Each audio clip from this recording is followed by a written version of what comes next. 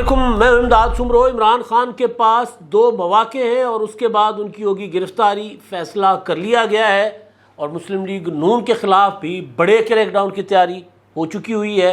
और मामला है शहबाज गिल का, जो आज अदालत रोते हुए गए। उनकी एक वीडियो वायरल है जिसमें देखा जा सकता है कि वो व्हील चेयर पर बैठ कर अदालत जा रहे हैं और चीखते हुए जा रहे हैं, रोते हुए जा रहे हैं।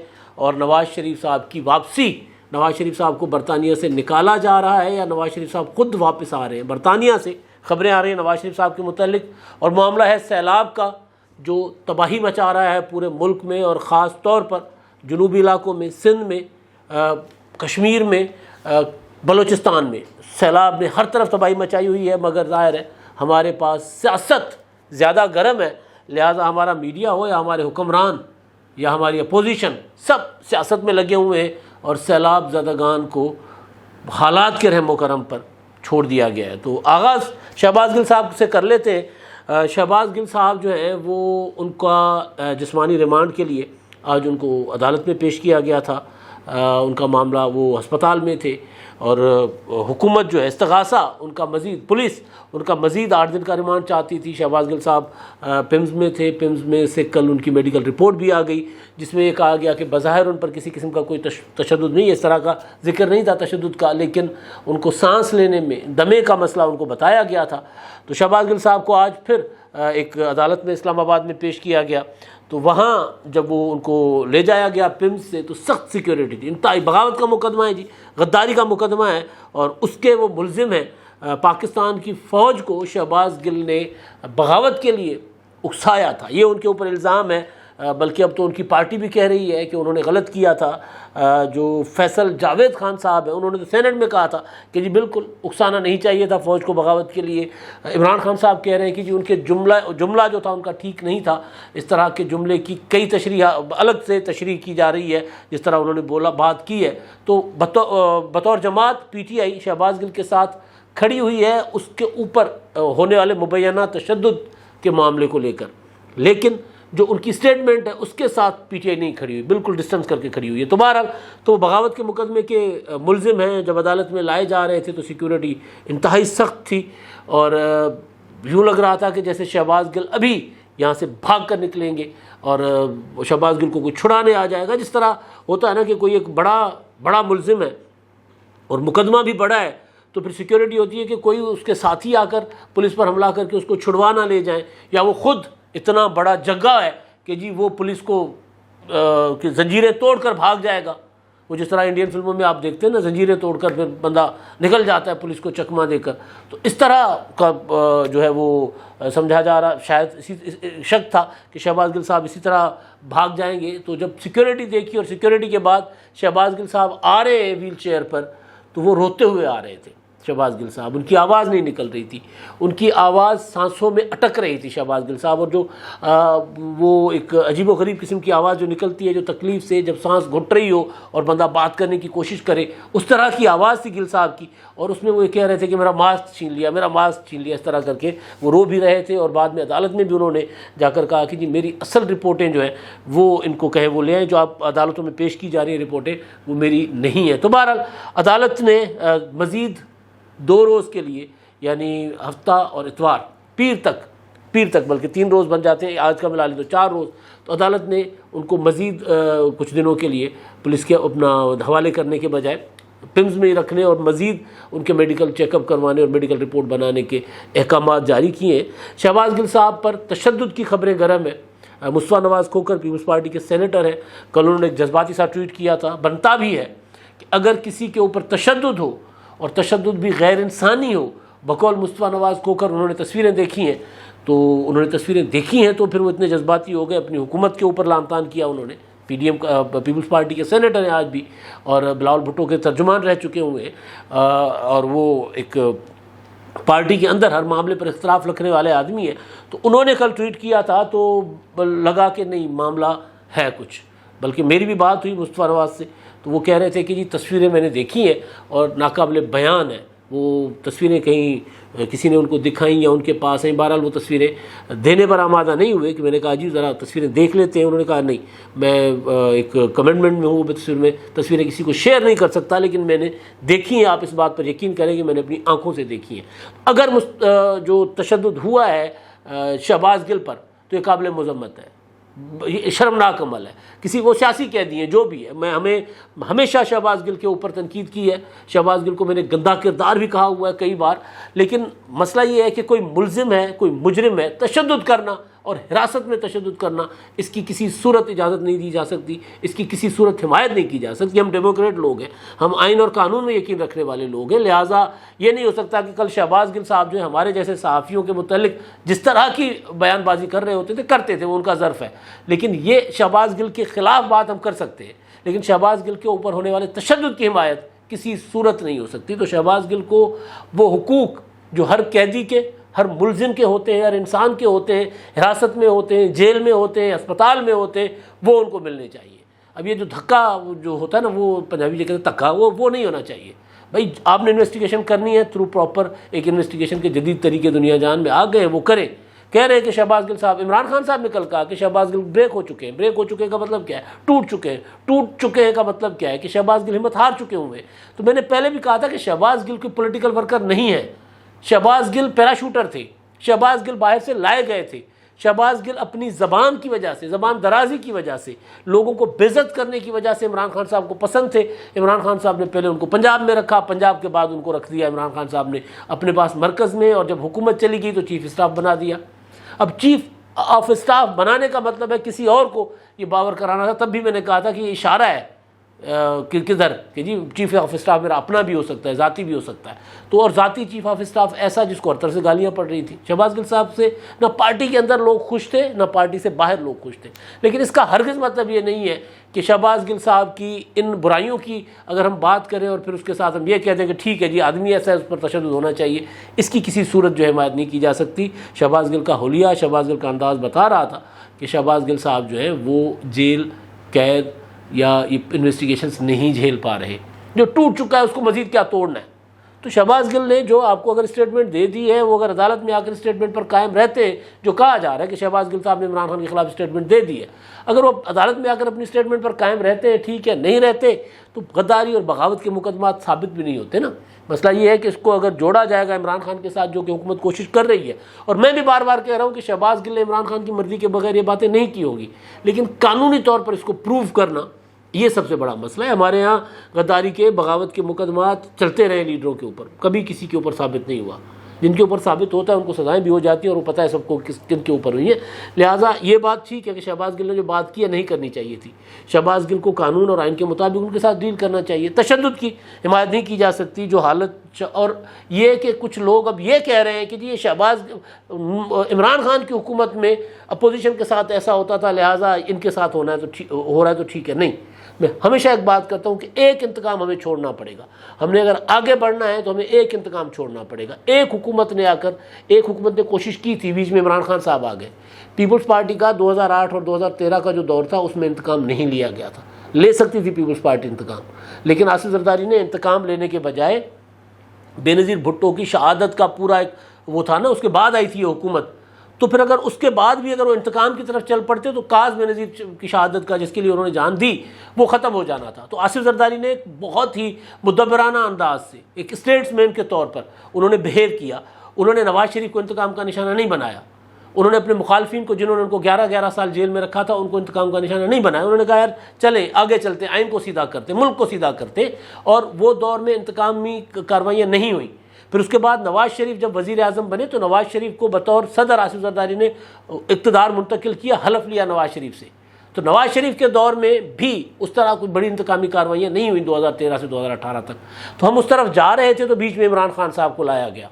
ये हमारा अलमिया है कि इमरान खान साहब कल कह रहे थे कि जी मुझे ISI ब्रीफिंग दिया करती थी नवाज शरीफ और आसिफ जरदारी के खिलाफ, उनको लाकर फिर दोबारा इंतकाम की सियासत शुरू की गई।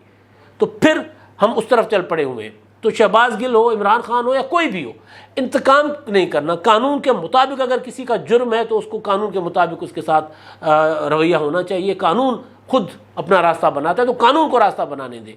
ये जो बैठकर कोई भी हो, चाहे हुकूमत हो चाहे कोई और हो, अगर बैठकर ये हिदायत दे, जिस तरह इमरान खान साहब कहा करते थे, फ़ोन पर बैठे होते थे ANF को, कहते थे राणा सनाउल्लाह अभी तक गिरफ्तार क्यों नहीं हुआ, मरियम नवाज़ को अभी तक हथकड़ी क्यों नहीं लगी, फरियाल तालपुर अभी तक अस्पताल में क्यों पड़ी हुई हैं, ये इमरान खान साहब खुद कहते थे, खुद। और इससे नाकाबिल तरदीद बातें हैं। और वो कहते हैं, कल कह रहे थे ना इमरान खान साहब कि जी मुझे कहा गया था कि करप्ट है, ये मुल्क को तबाह कर देंगे। तो वो इमरान खान साहब को बना कर लाकर हमारे मुल्क को दोबारा एक दलदल में, इंतकाम की दलदल में, इंतकाम की आग में झोंक दिया गया। तो एक इंतकाम हमें छोड़ना होगा। अब इमरान खान ने किया है, इमरान खान को कानून के ज़रिए अगर कोई चीज़ होती है तो इमरान खान के ख़िलाफ़ जाया जाए और इमरान खान के जो लोग हैं उनके खिलाफ़ कार्रवाई हो तो कानून के मुताबिक हो, इंतकामी जहनीत से नहीं, वरना फिर ये मुल्क आगे नहीं बढ़ सकेगा। आगे जी इमरान खान साहब का मामला है तो इमरान खान साहब ने, देखिए अब मसला ये है कि लेक्चर दे रहे होते हैं खान साहब बड़े बड़े ईमानदारी के, दयानतदारी के। कल भी वो खिताब कर रहे थे इमरान खान साहब, जो मिसालें दे रहे थे रियासत मदीना की, वहाँ इंसाफ, वहाँ पर कोई भी कानून से बाला नहीं था, इंसाफ सबके लिए बराबर था। तो ख़ुद इमरान खान साहब को जब कहता है कानून कि जी आपने अपना हिसाब देना है फॉरेन फंडिंग केस में, ममनुआ फंडिंग केस में इलेक्शन कमीशन ने फैसला दे दिया हुआ, तो इलेक्शन कमीशन को गालियां दे देते। FIA ने नोटिस किया तो FIA को कहा कि जी जाएं, मैं आपके सामने जवाबदेह नहीं हूँ। अब फैसला ये किया FIA ने कि जी आप तो जवाबदेह हैं, और अदालत ने भी कह दिया हुआ है कि जी तहकीकात से तो FIA को नहीं रोका जा सकता, तो आप तो जवाबदेह हैं। अब फैसला जो हुआ है, जो वो मीडिया रिपोर्ट कर रहा है, जियो रिपोर्ट कर रहा है कि फैसला FIA ने यह किया है कि इमरान खान साहब को मज़ीद 2 नोटिस कानून के मुताबिक दिए जाएंगे, 2 मौक़े दिए जाएंगे। अगर वो पेश नहीं होते, ताउन नहीं करते तहकीकात में, जो कुछ उनसे पूछा जा रहा है फॉरेन फंडिंग में, अकाउंट्स के मुतल्लिक, और 1996 से कहा गया ना हिसाब किताब लेकर आ जाए, 1996 से अब तक आपके पास कितने पैसे आए, तो उसका अगर वो हिसाब किताब नहीं देते तो फिर तीसरी बार इमरान खान साहब को नोटिस नहीं होगा, उनका वारंट जारी किया जाएगा। और होता यही है, इमरान खान साहब के दौर में आप देखें कि लोगों को इंक्वायरी के इनिशियल स्टेज पर गिरफ़्तार किया जाता था। क्या क्या कर गिरफ़्तार किया जाता था कि जी ये जो तहकीकात में, तफ्तीश में पर असरअंदाज होंगे, ये बासर लोग हैं, ताकतवर लोग हैं, तफ्तीश पर असरअंदाज होंगे, लिहाजा पीपल्स पार्टी की लीडरशिप के सारे मुकदमात रावलपिंडी में चलाए गए, कराची के मुकदमात, सिंध के मुकदमात नैब ने, क्योंकि जी उनकी वहाँ हुकूमत है और वो असरअंदाज होंगे, लिहाजा रहना भी अडयाला जेल में है, रहना भी इस्लामाबाद रावलपिंडी में है, और मुकदमात जो है वो यहाँ चलेंगे। तो ख़ुद खान साहब क्या करने, खुद कह रहे हैं कि जी मैंने पेश नहीं होना। तो तरीका यही है लीगली कि अगर वो नहीं पेश होंगे तो फिर FIA ने कहा है कि जो कानूनी रास्ता है वो मुख्तियार करेंगे, और वो ये है कि उनको फिर गिरफ़्तार किया जाएगा, गिरफ़्तारी के वारंट जारी किए जाएंगे, गिरफ़्तार किया जाएगा। गिरफ़्तारियों से ही अब जवाबी गिरफ़्तारियाँ मुस्लिम लीग नून की पंजाब के लिए तैयार पड़ी हुई हैं। मैंने आपको गुजारिश की थी 1-2 बार पहले भी कि अब ये इमरान खान के ख़िलाफ़ जैसे ही वफाकी हुकूमत या वफाकी इदारे कार्रवाइयाँ तेज़ करेंगे तो पंजाब हुकूमत ब्लैकमेलिंग के लिए, मुकाबला करने के लिए पंजाब में मुस्लिम लीग नून के ख़िलाफ़ क्रैकडाउन करेगी। तो क्रैकडाउन का फ़ैसला हो चुका हुआ, एक दरख्वास्त जो है वो गई है मैजिस्ट्रेट को, और वारंट गिरफ़्तारी जारी करने की और इजाज़त ली गई है।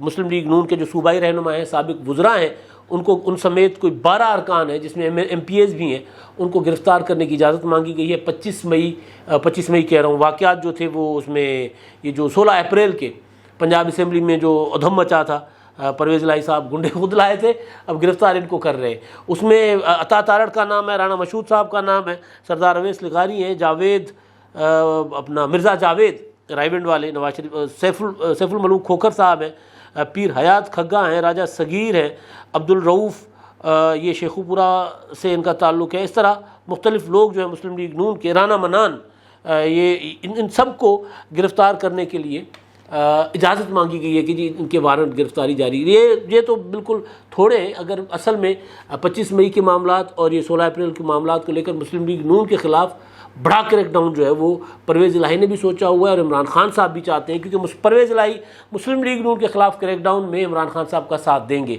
हमजा शहबाज वाले मामले में साथ नहीं दे रहे। तो बहरहाल ये हुकूमत ने, पंजाब हुकूमत ने इजाज़त मांगी है कि जी हमें ज़रा देना, हम इन पर रंदा फेरें।